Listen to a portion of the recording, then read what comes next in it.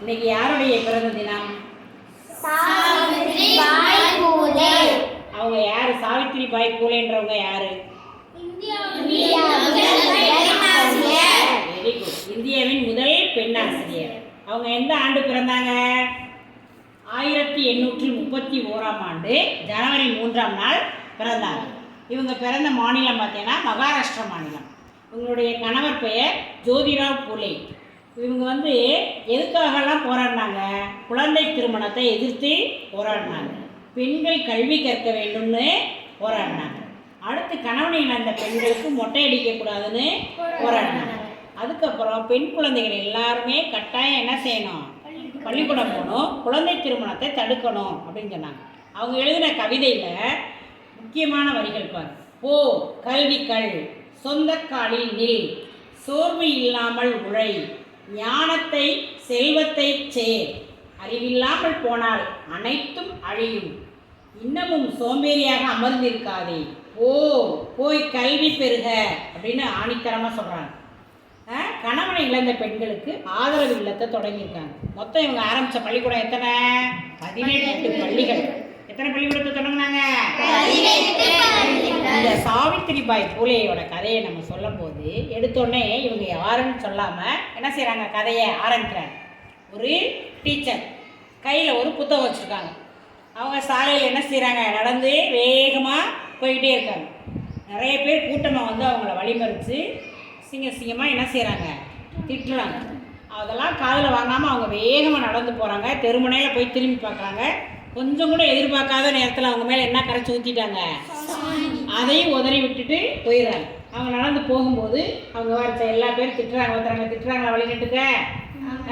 அப்புறம் இங்கே இந்த பக்கம் படத்தில் போட்டிருப்பாங்க, சாணியை கரைச்சி ஊற்றுறது, கல்லை தூக்கி எறிகிறாங்களா. இப்படி போக அவங்க எல்லாம் திட்டிகிட்டே இருக்காங்க. அவங்க என்ன செய்கிறாங்க? எதையும் கண்டுக்காமல் போக வேண்டிய இடத்துக்கு போயிட்டாங்க. போயிட்டு என்ன பண்ணாங்க? அந்த அழுக்கு சேலையை கழுவிட்டு, தண்ணி ஊற்றி கழுவிட்டு, எப்போவுமே அவங்க கையில் என்ன வச்சுருப்பாங்க? ஒரு மாற்றி கட்டுறதுக்கு ஒரு சேலை வச்சுருப்பாங்க. அந்த சேலையை கட்டிட்டு உள்ளே போகிறாங்க. வகுப்பறைக்குள்ளே போனால் எத்தனை மாணவிகள் உட்காந்துருந்தாங்க? அங்கே 5 மாணவிகள். அவங்களுக்கு என்ன செய்ய ஆரம்பிச்சிட்டாங்க? பாடம் நடத்த ஆரம்பிச்சாங்க. எந்த திட்டினதை பற்றி நினைக்கல, சாணி கரைச்சி ஊற்றினதை பற்றி நினைக்கல, கழுத்துக்கு போட்டதை பற்றி நினைக்கல.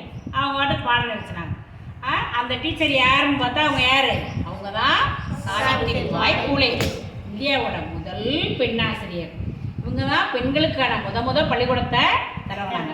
அந்த காலத்தில் என்ன செய்ய மாட்டாங்களாம்? குழந்தைகளை பள்ளிக்கூடத்துக்கு அனுப்ப மாட்டாங்க. சின்ன வயசுலேயே அவங்களுக்கு என்ன பண்ணி வச்சுருவாங்க? கல்யாணம் பண்ணி வச்சுருவாங்க. அப்புறம் போய் அவங்களால படிக்க முடியுமா? படிக்கவே முடியாது. அவங்க சாவித்ரிபாய் பூலேக்கும் அதே மாதிரியே சின்ன வயசுலேயே கல்யாணம் பண்ணி வச்சுட்டாங்க. அவருடைய கணவர் தான் சாவித்ரிபாய் பூலேவை என்ன செஞ்சாங்க? சின்ன வயசில் படிக்க வச்சாங்க. அப்போது அவங்க படித்து என்ன ஆனாங்க? டீச்சர் ஆனாங்க. அப்புறம் அவங்களுக்கு என்ன ஆசை வந்துச்சு? நம்ம படித்தது மாதிரியே பொம்பளை பிள்ளைங்களெல்லாம் படிக்க வைக்க நம்ம ஒரு பள்ளிக்கூடம் திறக்கணும்னு சொல்லிட்டு ஒரு பள்ளிக்கூடத்தை திறந்தாங்க. பல எதிர்ப்புகள் வருது அவங்களுக்கு. அதையெல்லாம் சமாளித்து அவங்க பள்ளிக்கூடத்தை திறந்துட்டாங்க. அவங்க கணவர் தான் ஜோதிராவ் பூலே. அவங்க கணவர் பேர் என்னது?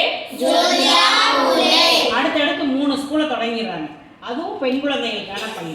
இந்த ஜோதிராவ் பூலேயோட அப்பாவுக்கு கோவம் வருது. நம்ம இவனவே பொண்டாட்டியை படிக்க வைக்காதரான்னு சொன்னால் இவன் பொண்டாட்டியை படிக்க வச்சதோடு இல்லாமல் இவன் சேர்ந்து பள்ளிக்கூடத்தை ஆரம்பிச்சு வச்சு கூடவே தெரிகிறான்னு சொல்லிட்டு 2 பேரும் என்ன செஞ்சுட்டாங்க? வீட்டை விட்டு வெளியே துரத்திட்டாங்க. அவங்களுடைய நண்பர் பேர் என்ன சொன்னேன்? உஸ்மான் ஷேக். அவங்க வீட்டில் போய் ஒரு முஸ்லீம் வீட்டில் தங்குறாங்க 2 பேரும். அந்த உஸ்மான் ஷேக்கோட தங்கச்சி பேர் என்ன சொன்னேன்? அவங்களும் இந்த சாவித்ரிபாயோட சேர்ந்து இவங்களும் பள்ளிக்கூடத்தை திறந்து பிள்ளைகளுக்கு பாடம் நடத்துகிறாங்க. அவங்க நடத்துகிற முக்கியமான பாடங்கள் என்னன்னு கேட்டால் அறிவியல், ஆங்கிலம், கணிதம். அப்போ பள்ளியில் பெண் குழந்தைகள் முத எத்தனை இருந்துச்சான்? அதுக்கப்புறம் 100கணக்கில் நிறைய பேர் அங்கே படிக்க ஆரம்பிச்சிட்டாங்க. இவங்க அப்படியே ஊராக போய் பள்ளிக்கூடம் நடத்தாங்க. அவங்க அப்பா திட்டி வெளியே துரத்தி விடுறாரு அவங்கள. இவங்க தான் சாவித்ரிபாய் பூலே. அவங்க கணவர் பேர் என்ன சொன்னேன்? ஜோதிராவ் பூலே. 2 பேரும் போயிடுறாங்க. அடுத்து இவங்ககிட்ட படித்த ஒரு பிள்ளையோட முக்கியமான பொண்ணு யார்? முக்தா.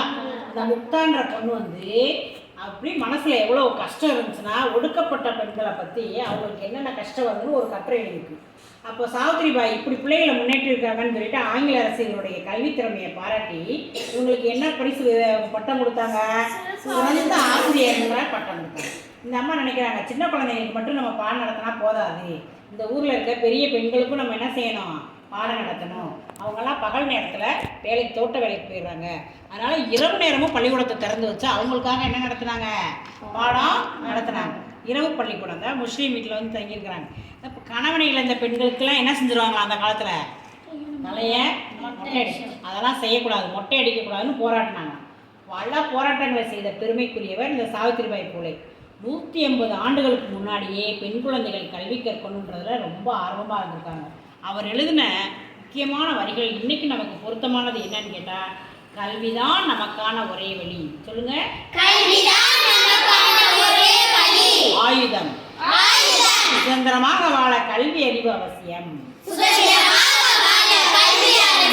பெண் குழந்தைகள் படித்தா நீங்களே வேலைக்கு போகலாம், உங்கள் சொந்த காலில் நிற்கலாம். யாரையும் நம்ம என்ன செய்ய தேவையில்லை, எதிர்பார்க்க தேவையில்லை. நீயே ஒரு டியூஷன் எடுத்து கூட பிழைச்சிக்கலாம்.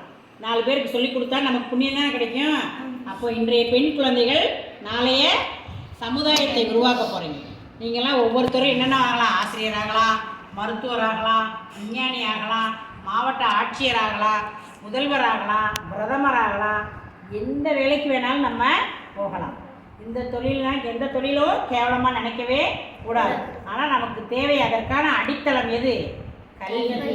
அப்போ இந்த கல்வி அறிவை பெற வேண்டும் என்பதில் முக்கியமான பங்கு வகித்தவர் சாவித்திரிபாய் பூலே. அவருடைய பிறந்த தினத்தை பெண்களாக பிறந்த நாம் ஒவ்வொருவரும் மகிழ்ச்சியோடு என்ன செய்ய வேண்டும்? கொண்டாட வேண்டும். சொல்லுவோமா? சாவித்திரிபாய் பூலே வாழ்க வாழ்க, அவர் புகழ் ஓங்குக. பெண்களே